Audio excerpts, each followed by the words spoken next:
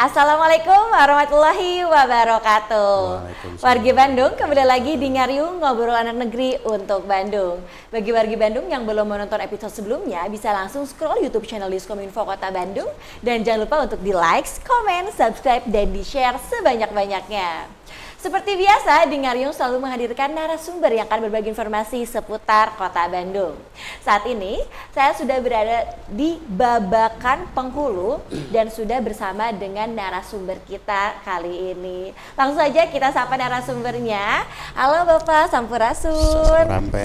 Sehat Bapak? Alhamdulillah. Alhamdulillah. Baik. Bapak, mangga disapa dulu wargi Bandungnya sekaligus memperkenalkan diri. Ya. Silakan. Selamat pagi, Assalamualaikum warahmatullahi wabarakatuh. Selamat pagi warga Bandung. Alhamdulillah, perkenalkan nama saya Ana selaku Lurah Babakan Penghulu, Kecamatan Cinambo, Kota Bandung. Tepatnya di kawasan Bandung Timur, ya. Itu. Okay. Baik.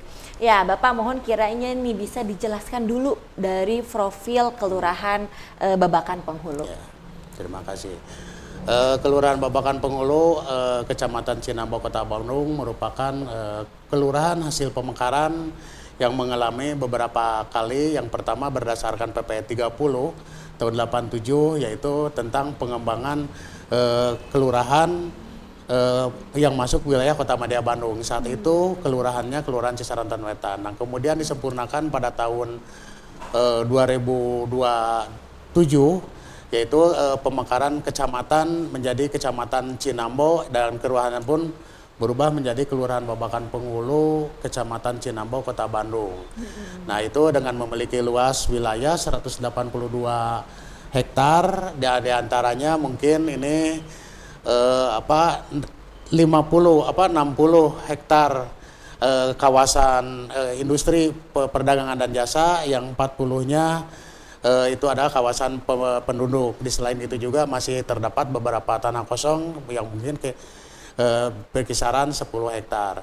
Nah, dengan mata pencaharian di sini untuk warga Kelurahan Babakan Penghulu yaitu bidang jasa dan perdagangan, selain daripada pegawai negeri, sipil, termasuk swasta juga, wira swasta juga ada. Nah, dengan jumlah penduduk itu laki-laki 3.951, sedangkan perempuannya 3.567, jumlahnya 7.518. Dengan jumlah UMPI 2.580. Memang kalau dibanding ini dari Kelurahan Babakan Penghulu adalah kelurahan terpadat di Kecamatan Cinambo. Ya, memang terpadat. Kalau dibanding dengan kelurahan di Kota Bandung memang ini sangat minim sekali gitu kan.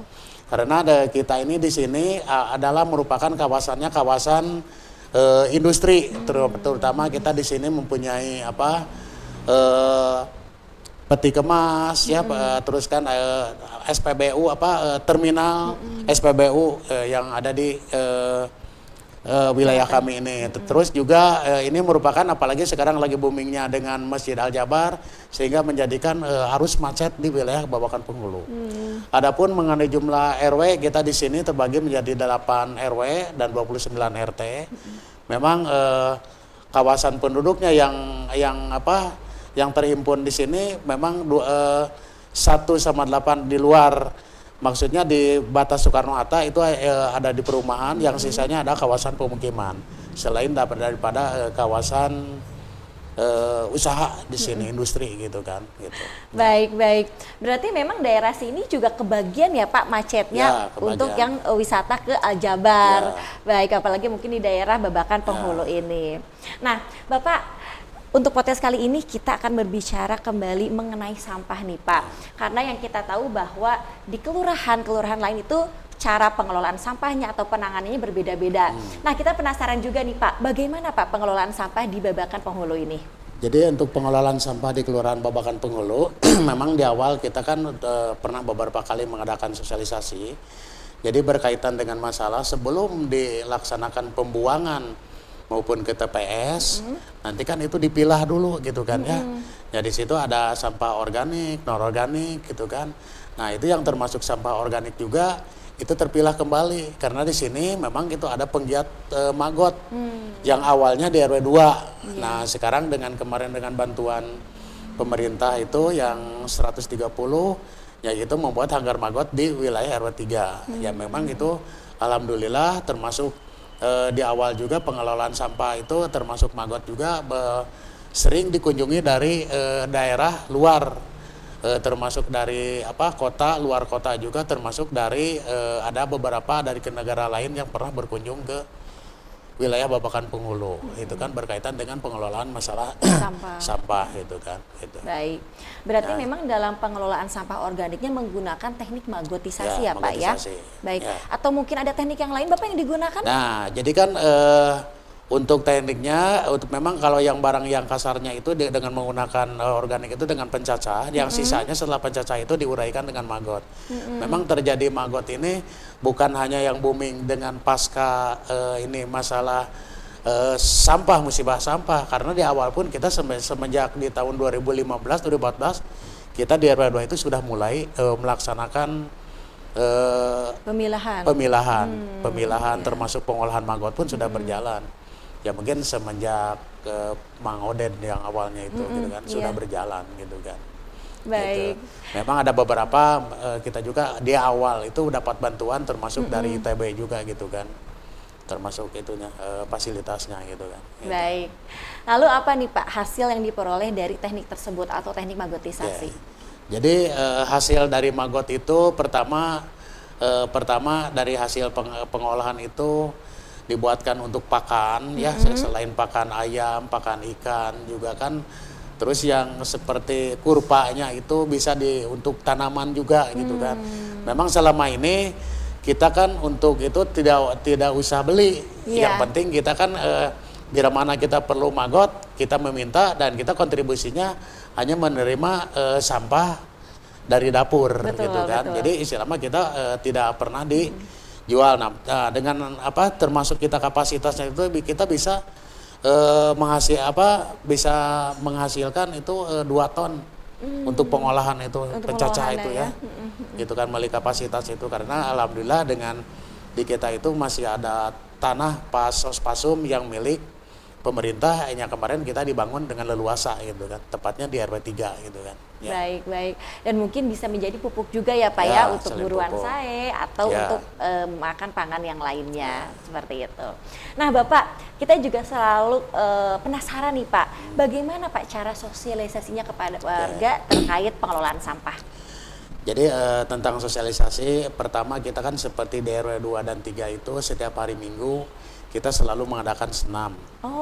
Yang pertama apalagi dengan ibu-ibu, terus dilanjutkan dengan kerja bakti. Nah terus di saat begitu di awal untuk senam itu, ibu-ibu itu sudah disiapkan ember dan dia membawa dari rumah masing-masing. Memang dia di awal itu dikasih membawa itu dikasih support. Yang pertama kalau dulu itu dikasih minyak goreng mungkin kan ibu-ibu merasa senang. Betul. Ya akhirnya berlomba-lomba untuk memilah termasuk daripada kita pun karena punya hanggar magot baik di RW 2 dan 3 ya kita kan alhamdulillah bisa ketutupi berkaitan dengan masalah sampah dapurnya gitu kan. Baik. Gitu. Berarti memang ada agenda rutin ya Pak ya untuk bisa jadi berkumpul nih bersama warga dalam membahas sampah tersebut. Berarti memang di hari Sabtu dan Minggu ya? Sabtu, Minggu. Ada senam. Karena kalau yang hari yang lainnya kalau ada kegiatan di warga berkaitan dengan rapat pun kita disampaikan, diajak gitu kan. Iya. Itu dari kapan Pak sosialisasi tersebut? Maksudnya agenda senam itu dari kapan yang sudah dilaksanakan? Jadi sebetulnya kan kalau kita yang pertama kita masuk ke sini sejak dari 2020 berkaitan dengan ajakan-ajakan itu. Karena dengan musibahnya masalah sampah, karena mau tidak mau untuk pengelolaan sampah karena mungkin agak macet, Iya. ya itu mau tidak mau harus dilaksanakan. Memang kalau dari awalnya itu di samping pengelolaan maggot yang di RW 2 itu kita mengandalkan termasuk kalau kita kekurangan pakannya kita meminta bubur sampah dari pasar induk Gede Bage. Iya. Kalau kita, nah mudah-mudahan dengan adanya program sekarang wajib harus memilah, ya alhamdulillah di samping tertutupi juga gitu kan. Baik, Gitu. jadi memang untuk pengelolaan sampah sendiri di Babakan Penghulu ini ya. sosialisasinya apa ya, menggunakan metode yang menyenangkan ya Pak, Ya. yang fun gitu. Jadi Ya. warga pun termotivasi pastinya untuk bisa dalam memilih atau memilah sampah karena kan ada agenda rutin senam, kumpul-kumpul atau mungkin ada botram kali ya Pak, Ya, biasanya suka jelas ada itu. hal seperti itu. Baik. Ya. Nah Bapak, kita lupakan dulu masalah sampah nih. Saya juga di sini penasaran nih, apa saja Pak keunggulan-keunggulan dari Kelurahan Babakan Penghulu selama Bapak menjabat? Atau prestasi-prestasinya mungkin? Nah, ini berkaitan dengan masalah prestasi. Yang Iya. pertama kan masih di tahun 2020 kita pernah meraih juara ketiga tingkat Kota Bandung berkaitan dengan pengelola ini kegiatan Posyandu ya.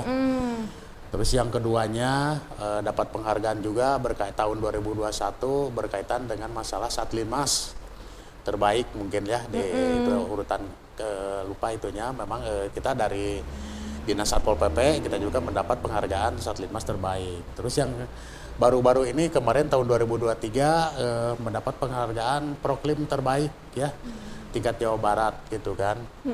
Itu pengelolaan Proklim di tahun 2023 gitu 2023 kemarin ya, dapat Pak, ya? penghargaan ya tingkat Provinsi Jawa Barat gitu. Baik, berarti pada saat pandemi pun di 2020-2021 Babakan Penghulu ini mendapat prestasi ya, Ya, Pak ya, ya, atau betul. mungkin mendapat apresiasi dari Betul, pemerintah dari pemerintah. terhadap kegiatan-kegiatan yang dilakukan di Kelurahan Babakan Penghulu ini. Baik, Bapak terakhir nih, ajakan kepada wargi Bandung agar bisa mengelola sampah dengan baik dan benar, Bapak. Silakan.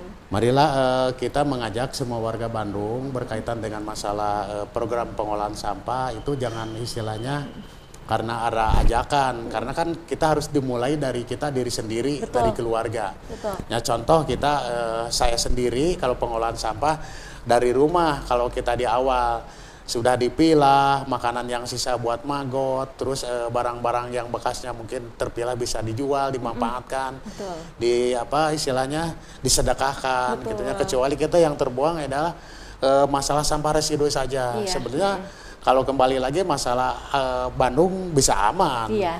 Kalau kembali lagi warganya menyadari semua. Tapi kan selama ini karena kurang menyadari, kadang-kadang ditempatkan di satu titik, satu tempat. Udah saya bayar aja lah, ada petugas. Nah itu yang kita sulit itu. Betul. Jadi kalau sejak dini kita sudah belajar kita dari sejak dini, ya alhamdulillah mungkin ke depan pun tidak bisa bebas masalah sampah di Kota Bandung sebetulnya gitu kan. Betul, karena mungkin Gitu. sebagian masyarakat ingin yang simpel juga Ya, ya Pak ya, karena- misalkan oh saya kumpulin bayar aja gitu, tapi kan mungkin beberapa juga ada yang belum sadar Ya. terhadap pentingnya dalam pengelolaan sampah sendiri seperti itu. Dan sekarang tuh kan bisa ini ya Pak, ada slogan-slogan dari sampah menjadi rupiah Berkah, ya Pak ya, ya, karena ya. memang bisa menghasilkan nih Ya. untuk pengelolaan sampah sendiri. Baik. Sebetulnya kan dari sampah itu kalau kita dikelola bisa menjadi berkah. Betul, gitu betul. Kan. Terus kan bisa mendapatkan rezeki juga gitu kan. Sebetulnya kan banyak manfaatnya, tapi Banyak orang manfaatnya. karena melihatnya dengan sampah itu karena bau Iya, dan sebagainya karena iya. mungkin di awalnya kurang pemilahan. Betul. Tapi kalau sudah mengerti tentang pengolahan dan sebagainya mungkin bisa menjadi berkah juga gitu buat Betul. kita semua. Ya. Balik lagi hanya mungkin tinggal kesadaran ya Pak Ya, dari kembali masyarakat atau kesadaran. dari individu masing-masing Gitu. seperti itu. Ya. Bapak terima kasih banyak Ya, atas waktunya sama-sama. sudah menyempatkan Ya, ngobrol nih mohon bareng maaf. Diskominfo Kota Bandung. Ya. Semoga nanti kita bisa bersilaturahmi dan Ya. bisa ngobrol-ngobrol lagi ya Pak ya. Betul, Baik, Mbak terima Mama. kasih. Terima kasih. Ya warga Bandung, cukup sekian untuk episode kali ini. Jangan lupa terus saksikan episode-episode selanjutnya di YouTube channel Diskominfo Kota Bandung. Ya. Kami pamit, wassalamualaikum warahmatullahi wabarakatuh. Waalaikumsalam warahmatullahi wabarakatuh. Presented by Humas Kota Bandung.